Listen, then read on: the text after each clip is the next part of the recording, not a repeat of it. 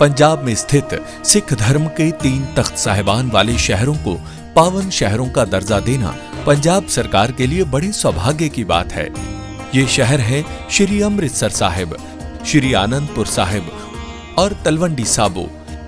ਇਹ ਤਿੰਨੋਂ ਤਖਤਾਂ ਦੇ ਸ਼ਹਿਰਾਂ ਨੂੰ ਪੰਜਾਬ ਦੇ ਅਧਿਕਾਰਤ ਪਵਿੱਤਰ ਸ਼ਹਿਰ ਵਜੋਂ ਐਲਾਨ ਕਰਨ ਦਾ फैसला करता है। हमने थीम रखा है इस सेशन का कि मुंबई या फिर महाराष्ट्र कौन जीतेगा। आपकी नजर में क्या समझ में आ रहा है? अंजना जी, थैंक यू। जहां तक अलायंस का सवाल है, खासकर इस महाराष्ट्र के चुनाव में 29 नगर पालिका और महानगर पालिकाओं का चुनाव है कॉरपोरेशन का, उसमें बिल्कुल सही कहा आपने, सारी की सारी जगह पे कोई किसी के साथ और कोई किसी के साथ, यानी कोई वो नहीं कह सकते आप कि ये इसके साथ है वो उसके साथ नहीं है। रह गई बात मुंबई की, मुंबई बीएमसी की, तो यहां पर महाविकास अघाड़ी जो अभी असेंबली चुनाव में लड़े थे साथ में, उसमें माइनस कांग्रेस कर दीजिए और प्लस एमएनएस कर दीजिए, यानी दोनों ठाकरे बंधु एमएनएस और यूबीटी साथ में आए हैं, वो ठीक है। और कांग्रेस और वीबीए, प्रकाश अंबेडकर की पार्टी है वीबीए, वो इस बार गठबंधन में है, यानी 2-2-2-2 ये आंकड़ा बैठा हुआ है। 1-2 साथ में नहीं, यदि वो भी साथ में होते समाजवादी पार्टी और असदुद्दीन ओवैसी की एआईएम, तो आप कहते कि 4 कार्नर पे 2-2-2-2 का मुकाबला है। इंटरेस्टिंग है। आप संजय जी, शुरुआती रिमार्क्स इस पर, वंचित बहुजन की भी उन्होंने बात की है, प्रकाश अंबेडकर जी की पार्टी की, आपको क्या दिख रहा है इस बार बीएमसी चुनाव में? अंजना जी, मैं अलायंस की बात करूंगा। आप अलायंस के पूछ रहे थे कि कौन किसके साथ है। हमेशा हर चुनाव में, पिछले अगर 20-25 सालों से चुनाव को देख रहे हैं, हमेशा लगता था पिछले 10 साल में कि इस बार के चुनाव में तो बहुत अजीब तरह का अलायंस है। लेकिन मुझे लगता है कि अगर महाराष्ट्र के अगर इन चुनावों को देखें तो लगता है ये इसका कल्मिनेशन पॉइंट है। सब सबके साथ है और सब सबके खिलाफ भी लड़ रहा है, तो बहुत ही विचित्र है। और मैं चर्चा भी कर रहा था कि हम एकेडमिक भाषा में अगर कहें तो पूरी की पूरी एक पीएचडी इस पर हो सकती है, भारतीय चुनाव में अलायंसेज, और महाराष्ट्र उसकी एक केस स्टडी है।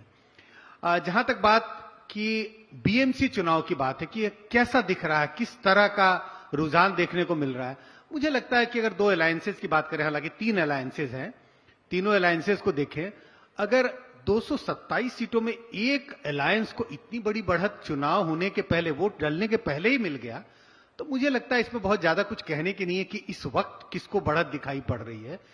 एक पार्टी, एक अलायंस के पास ऑलरेडी 68-69 अनकंटेस्टेड जीत हासिल कर चुकी है। लगता है कि बढ़त तो, इनिशियल बढ़त जिसको हम कहते हैं शुरुआती रुझान, जब काउंटिंग होती है तो बार बार इस बात की चर्चा होती है शुरुआती रुझान में कौन आगे है। शुरुआती रुझान तो बिल्कुल स्पष्ट दिखाई पड़ रहे हैं, एक तरफा है। आगे आने वाला समय बताएगा कि चुनाव कैसे आगे बढ़ता है। बीजेपी शिवसेना के पक्ष में? बिल्कुल बिल्कुल, बीजेपी शिवसेना के पक्ष में दिखाई पड़ता है। इस बार हम लोग जब टीवी पर भी दिखाएंगे तो 68 के बाद इनका शुरू करना पड़ेगा। 44 बीजेपी और 22 शिंदे साहब की पार्टी, 2 एनसीपी और 1 वो इस्लामिक पार्टी जो है।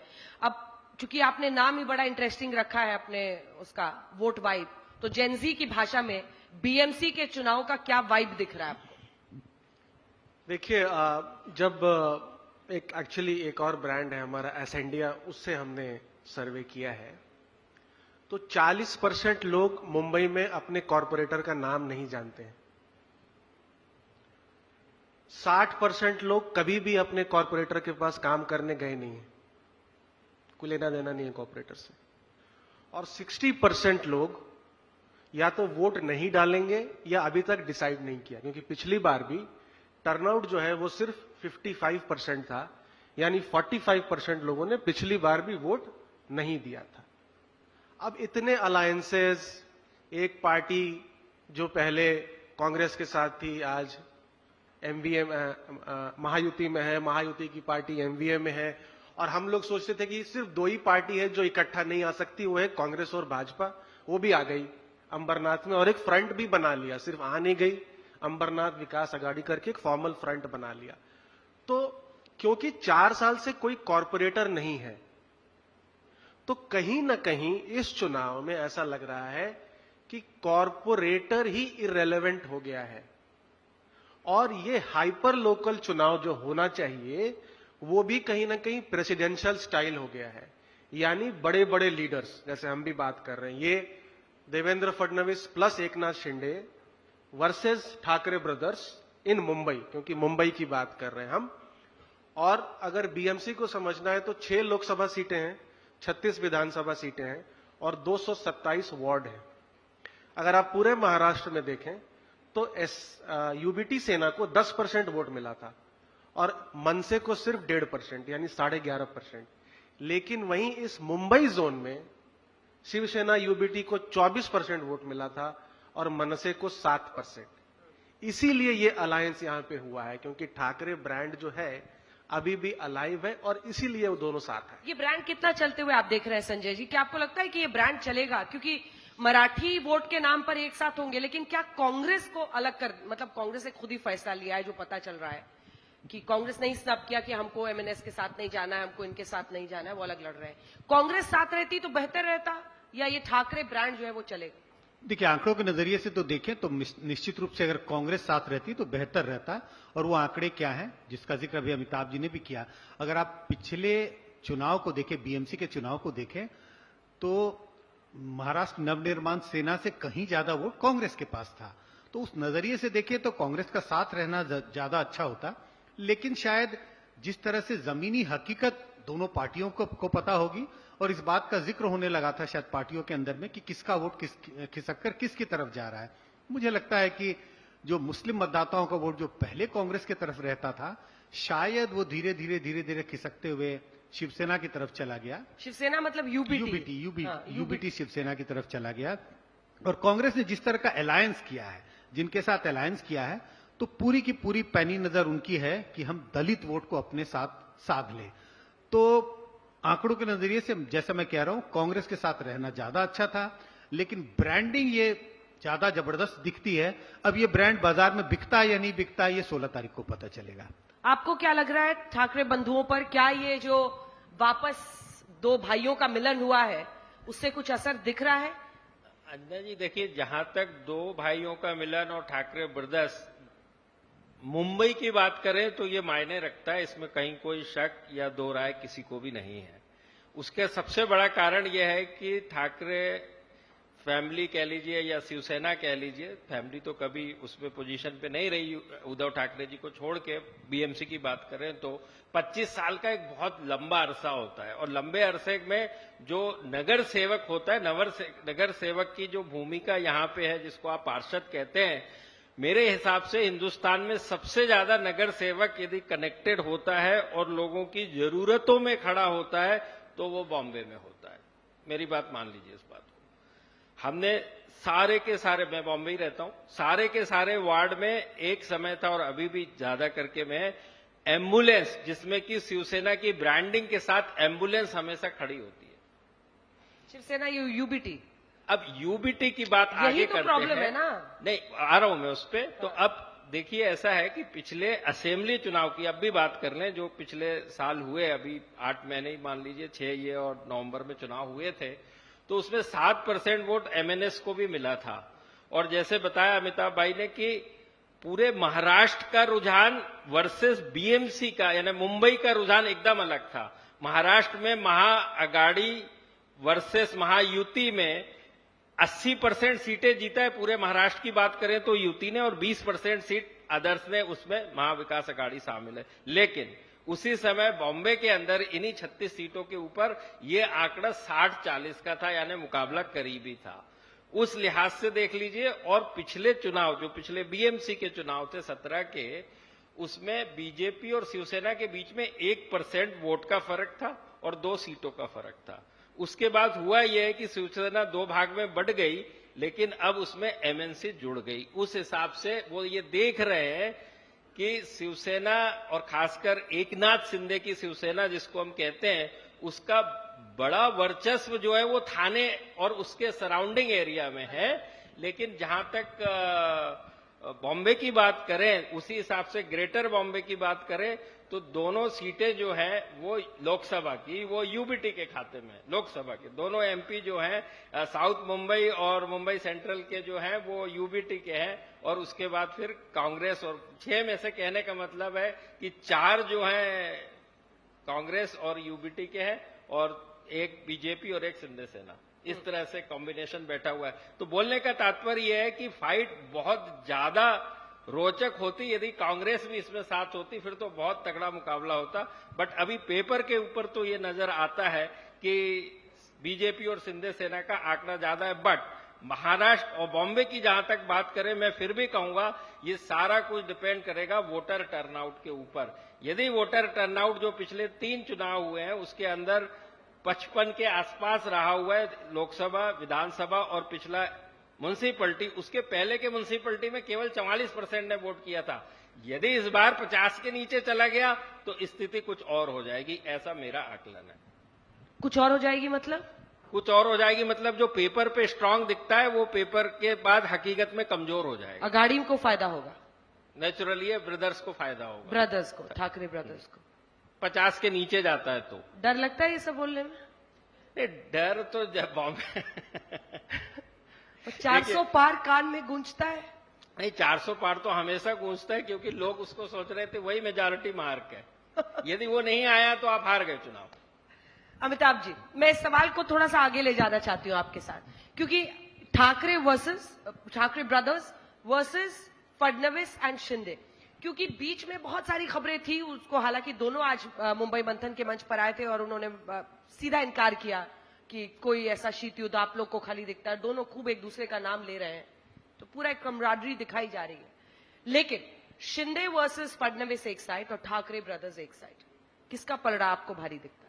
देखिए, इस सवाल का जवाब जो है वो जो वोटर है वो यहां पे आप कह सकते हैं 3 लेयर्स हैं।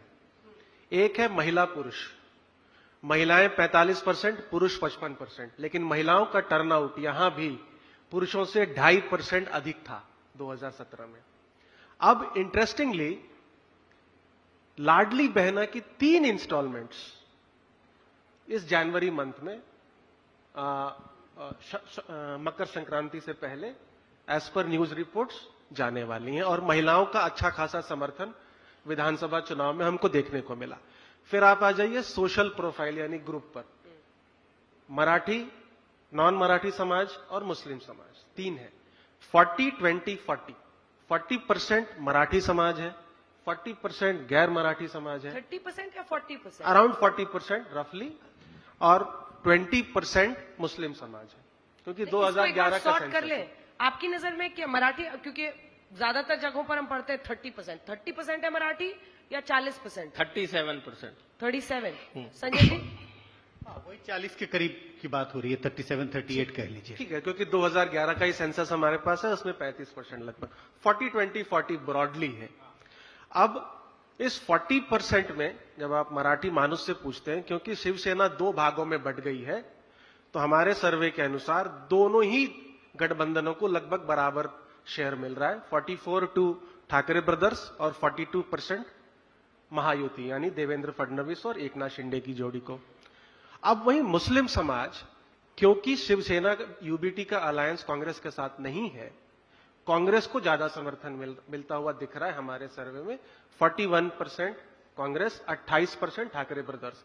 यानी जो बात अभी हम लोग करते हैं, अगर अलायंस होता तो विधानसभा में 72% मुस्लिम समाज इकट्ठा महाविकास अघाड़ी को वोट किया था। तो ये एक अब मुस्लिम समाज में क्योंकि डिलेमा है किसको वोट करें, तो ये एक वोट स्प्लिट हो रहा है। और फिर आप आ जाइए गैर संजय मराठी। जी ने कहा कि इनकी नजर में यूबीटी को ज्यादा मुस्लिम्स वोट कर रहे हैं कांग्रेस से, यही कहा था आपने। आपको लगता है कि ऐसा है? विधानसभा चुनाव में क्योंकि यूबीटी कांग्रेस और एनसीपी के साथ अलायंस में साथ थी, में इसीलिए उसको वोट मिला जब था। अलग लड़ रहे तो इसके बाद अब जब अलग लड़ रहे हैं तो कांग्रेस को ज्यादा मिलता हुआ दिख रहा है हमारे हिसाब से।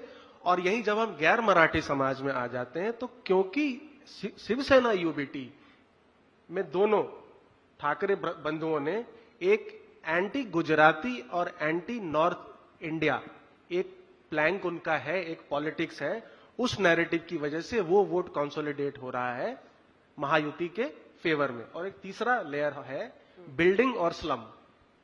50% लोग बिल्डिंग में रहते हैं, 50% लोग स्लम में रहते हैं। स्लम वाले लोग, ये बिल्डिंग में जो लोग रहते हैं 50%, उनके यहां घरों में काम करते हैं और उनकी इकोनॉमी ऐसे चलती है। अब स्लम्स का जो टर्नआउट है वो ज्यादा होता है, बिल्डिंग का टर्नआउट कम होता है। तो रिस्क जो है, एनडीए अहेड है, लेकिन रिस्क जो है अगर बिल्डिंग का टर्नआउट काफी कम हो जाता है स्लम्स के टर्नआउट से, तो वहां पर रिस्क हो जाता है एनडीए को। अदरवाइज अभी जो ट्रेंड दिख रहा है उसमें कहीं ना कहीं, क्योंकि देवेंद्र, और फिर यहां पर एक सोशो इकोनॉमिक क्लास फैक्टर भी है। मिडिल क्लास जो एस्पिरेशनल है उसके नीड्स अलग है, बिल्डिंग में जो लोग रहते हैं उनके नीड्स अलग है। अटल सेतु, कोस्टल रोड, जो आज देवेंद्र फडणवीस बात कर रहे थे, तो उनको देवेंद्र फडणवीस अपील करते हैं। वहीं जो स्लम्स में लोग रहते हैं वो रोजमर्रा की जिंदगी के इश्यूज को झेल रहे हैं और उनके लिए वाटर लॉगिंग, बिजली, एजुकेशन, स्कूल्स, ये सब उस मुद्दे हिसाब हैं। से संजय जी आपका टेक। और अब मुझे लगता है कि एक सवाल मैं सिफोलॉजिस्ट होने पर भी पूछना चाहती हूँ आज, कि आज के दौर में सिफोलॉजिस्ट होना कितना मुश्किल काम है।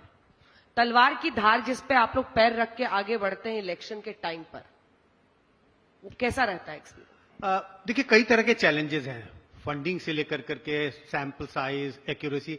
लेकिन मुझे लग रहा है सबसे बड़ा चैलेंज है आपकी न्यूट्रलिटी पर प्रश्न चिन्ह लगाना। आपको गलत हो गए हैं, आप गलत हो सकते हैं, लेकिन उससे कोई गलत होना नहीं मानता, ये मानता है कि आपका शायद झुकाव किसी और की तरफ था, इसी के लिए आप। तो मुझे लग रहा है न्यूट्रलिटी पे के टेस्ट के पे खरे उतरना सबसे बड़ा चैलेंज है। पर है कि आज के वक्त में कोई न्यूट्रल है क्या वाकई?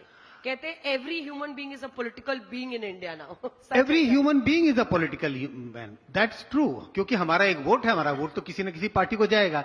लेकिन क्या प्रोफेशनली हम काम उसको कर रहे हैं या नहीं कर रहे हैं? मुझे लग रहा है प्रोफेशनली हम सब प्रोफेशनली अच्छे तरीके से काम करते हैं, अपने बायसेस को किनारे रख के काम करते हैं। कम से कम मुझे तो इसके बारे में, अपने बारे में कोई संदेह नहीं है। जिस बात की मैं चर्चा कर रहा था कि विधानसभा के अगर आप चुनाव देखें तो महाराष्ट्र विकास अघाड़ी के पक्ष में मुस्लिम वोट गया था। लेकिन मैं अभी क्यों कह रहा हूं कि मुझे लगता है मुस्लिम वोट ठाकरे ब्रदर्स के पक्ष में जाएगा, क्योंकि अगर बीएमसी के चुनाव को देखें तो महायुति को टक्कर देने वाला ये अलायंस उन्हें ज्यादा दिख रहा है कांग्रेस के बजाय। इसी के लिए दुविधा है उनके मन में कि मुस्लिम वोट किस तरफ जाए। लेकिन मुस्लिम वोट के ठाकरे ब्रदर्स की तरफ शिफ्ट होने की वजह यही है क्योंकि उन्हें लगता है कांग्रेस ऐसी स्थिति में नहीं है कि वो महायुति का मुकाबला कर सके। इस वजह से मुस्लिम वोट मुझे उस तरफ जाते हुए ज्यादा दिखाई पड़ रहा है। विनेबिलिटी देखते हुए स्ट्रेटेजिक वोटिंग होगी मुस्लिम वोटों की, इस पर आपकी राय? और साथ ही आपको क्यों लगता है कांग्रेस अलग गई? कांग्रेस अलग गई क्योंकि उसको एक नेशनल परिप्रेक्ष्य में चीजों को देखना है। अंजना दी, पिछले लोकसभा चुनाव से लेके अभी तक आप देखेंगे तो अब कांग्रेस ने धीरे धीरे कोशिश करना चालू करी है, जो उसका वोट बेस होता था नेशनल लेवल के, राष्ट्रीय लेवल के ऊपर, जो बड़ी संख्या में मौजूद है, वो मुसलमान और दलित। और मुसलमान और दलित जो है धीरे धीरे एक एक राज्यों में वो जोड़ने की कोशिश कर रहे हैं। उनको ऐसा लग रहा है हर राज्य में, चाहे उत्तर प्रदेश हो, चाहे बिहार हो, चाहे महाराष्ट्र हो, महाराष्ट्र में दलित का अच्छा खासा बेस था और इसके चलते अन्य बड़े राज्यों के मुकाबले आज भी महाराष्ट्र में कांग्रेस जिंदा है, वो ऐसा मानते हैं। उनको लगता है क्षेत्रीय दल ये दोनों वोट बैंक मेरा खींच रहे हैं। Yes, absolutely. तो हर जगह क्षेत्र, चाहे बंगाल हो, चाहे उत्तर प्रदेश हो, चाहे बिहार हो, आपने चाहे तमिलनाडु हो, हर जगह आपने देखा कि दलित और मुसलमान के जो आज की डेट में alignment is more towards the regional party बनिस्बत इसके के कांग्रेस। तो अब वो कोशिश कर रहे हैं कि यदि ये दो साथ में नहीं होंगे तो फिर कोई साथ में नहीं होगा। तो उस वजह से एक ये कारण है। दूसरी मेरी राय भिन्न है जहां तक मुस्लिम वोट का सवाल है और बीएमसी चुनाव का सवाल है। मुझे ऐसे अभी भी क्लियर लग रहा है क्योंकि देखिए मुस्लिम वोट बॉम्बे की बात करें तो 3 जगह पे बड़ी संख्या में कंसोलिडेशन है। जो आप ये कहते हैं कि 19% मुसलमान बॉम्बे में है, तो उसमें 3 जगह है। एक है भायकला एरिया जो कि साउथ बॉम्बे में आता है, दूसरा है मानखुर्द और गोवंडी जो ईस्टर्न बॉम्बे में आता है, और तीसरा है जोगेश्वरी जो कि वेस्टर्न साइड पे आता है। तो तीनों जगह है।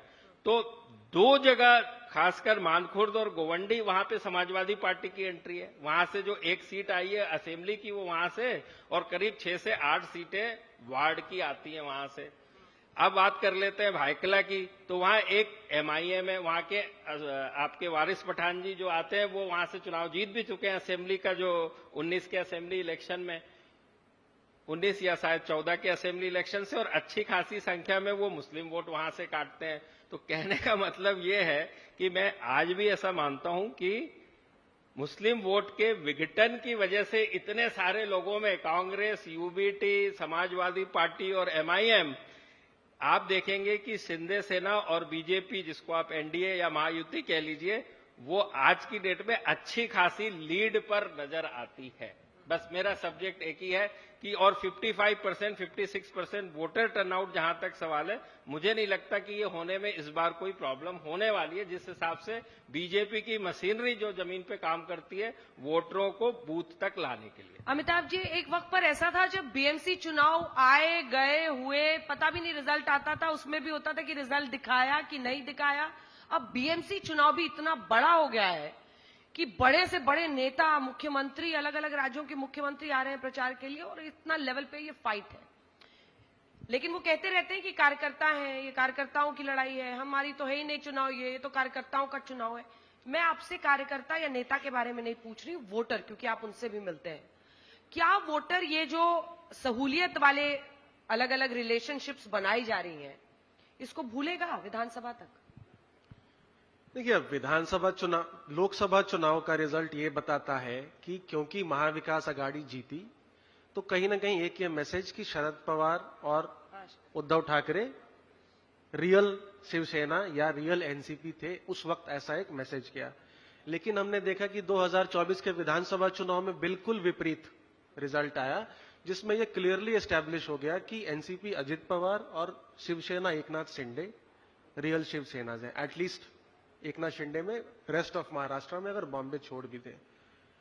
अब इस चुनाव में क्योंकि देखिए जो 45% लोग नहीं वोट कर रहे हैं, उसका एक ये भी कारण है, एक अर्बन एपैथी जो है, क्यों है लोगों में कि वो तो विधानसभा में भी रहती है, मुंबई में, वो तो लोकसभा में भी रहता है। हाँ, निकलना नहीं, ड्राइंग रूम में डिस्कशन कर लेते हैं, वोट करने नहीं जाते हैं। तो इसलिए मैं कह रहा हूं कि अगर इस मुद्दे का असर होगा जो आप कह रही हैं, तो टर्नआउट हो सकता है और कम हो जाए, होना चाहिए, या फिर this is the way of life, people, public यहां पे एक्सेप्ट कर चुकी है। क्योंकि सुबह ही जब आप देवेंद्र जी से बात कर रहे थे वो OTT सीरीज की, तो आई थिंक उन्होंने 2029 के बारे में कुछ कहा कि अब आगे क्या होगा या ऐसा कुछ। इसका मतलब है कि 2029 के विधानसभा चुनाव में बिल्कुल स्थिति अलग भी हो सकती है। बीजेपी अकेले भी लड़ सकती है। जो आज की स्थिति है उसकी तैयारी ऑलरेडी एनसीपी अजित पवार ने शुरू कर दी है। देखते हैं ये कितना जाता है, मुझे नहीं पता, लेकिन जो आप लोगों का काम है उसी काम पर अब आते हैं आखिरी में। दायां पैर आगे कीजिए, तलवार पर रखिए, और आप तीनों ही लगभग महायुति को एज बता रहे हैं। महायुति के लिए लैंडस्लाइड या टक्कर, मतलब कर ही दीजिए प्रेडिक्शन, वैसे भी दुश्मन बने ही हुए हैं तो क्या दिक्कत है, खत्म कीजिए। टक्कर किसको कहते हैं, इस परिभाषा को समझना होगा। टक्कर का मतलब क्या? 5 सीटों से आगे तो मुझे टक्कर नहीं दिखाई पड़ती। लैंडस्लाइड किसको कहते हैं? 227 में 200 सीटें जीतना, मुझे लगता है ऐसी स्थिति भी नहीं है, कहीं बीच बीच का मामला दिखता है। प्रदीप जी, जो संजय जी ने कहा मैं उससे बिल्कुल सहमत हूं, मेरा भी आकलन वही है। आगे तो है, बट कितना आगे है ये समय बताएगा, इस बात पे ऊपर हूं मैं। रहा तक मैं सबको यही कहता हूं कि ये एग्जिट पोल या ये सब क्यों करते हैं, पोल प्रेडिक्शन, आंकड़े तो जो है वो रिजल्ट के दिन सबको पता पड़ जाएंगे, लेकिन क्या पता नहीं पड़ेगा कि जिसने भी जिसको वोट किया है वो क्यों किया है, क्या मुद्दे रहे, और जिसने भी जिसको वोट किया उसने क्यों और कैसे किया, और इन मुद्दों के आधार पे जो भी नई गवर्नमेंट आने वाली है उसके सामने एक अच्छा खासा आंकड़ा रहता है। अगले 5 साल गवर्नेंस करने के लिए लोगों की एक्सपेक्टेशन उनके सामने हम प्रस्तुत करते हैं। ये इस नजरिए से यदि आप चुनाव को देखें, और हम एग्जिट पोल ही करते हैं, इसलिए ओपिनियन पोल हम करते ही नहीं है, तो हमारे सामने वो धर्म संकट नहीं है। अच्छा, जो लोग घुसाते हैं वो पीछे से कहते हैं कि नहीं हमारा भी सर्वे कर दो। नहीं, सारे लोग बोलते हैं सर्वे कर दो, लेकिन हाँ। उसकी भी एक मर्यादा है और लिमिटेशन है, और सर्वे खूब करते हैं हम, पार्टी का सभी का करते हैं, लेकिन इसीलिए हम ओपिनियन पोल नहीं करते, एग्जिट पोल करते हैं। एग्जिट पोल, वोटिंग खत्म हो गई, मतलब हम इन्फ्लुएंस नहीं कर रहे हैं बस वोटर हम को। अमिताभ नहीं कर रहे। अमिताभ जी, वही जो सवाल था मेरा कि आप भी एज कह रहे हैं महायुति को, लैंडस्लाइड या टक्कर? देखिए क्या होता है कि चुनाव हमेशा कांटे की टक्कर होती है, रिजल्ट एक तरफा आ सकता है। जब आप ग्राउंड पे जाते हैं तो कांटे की टक्कर रहती है। बिहार में आप भी थे, हम भी थे, सब लोग थे। किसी ने नहीं सोचा होगा इन्होंने कि धीरे से तलवार को ऐसे जमीन पे कर दिया। 202 के और उस पे रिजल्ट आ पैर सकती है, ठीक है। तो कांटे की टक्कर हमेशा ग्राउंड पे होती है, रिजल्ट एक तरफा आ सकता है। लेकिन अगर विधानसभा चुनाव का ही ट्रेंड रेप्लिकेट होता है तो लगभग 118 से 133 सीटों के रेंज में शिवसेना और बीजेपी का ही रेंज हो सकता है।